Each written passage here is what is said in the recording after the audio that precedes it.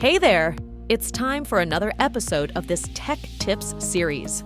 In this Tech Tips series, we are diving into the exciting world of Powtoon. This episode is part of the Animation 101 Tech Tips series. In the previous episode, we learned how to create and log in to Powtoon. In this video, we shall explore what's inside the Powtoon Workspace. Are you ready? Let's start. What's inside the Powtoon Workspace?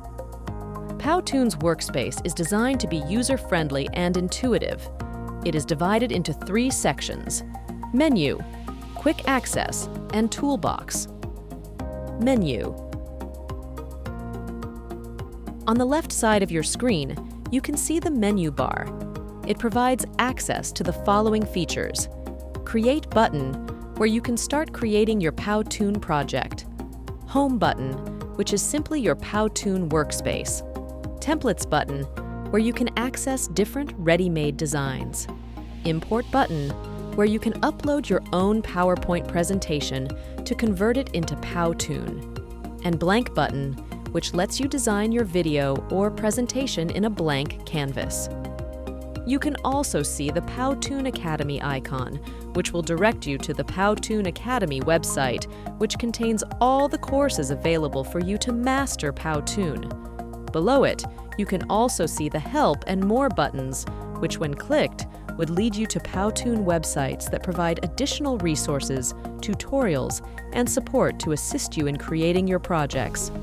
On the bottom part, you can also see their pricing if you want to know the prices and features of their paid account. This is also where you can see your Powtoon profile account. Quick Access.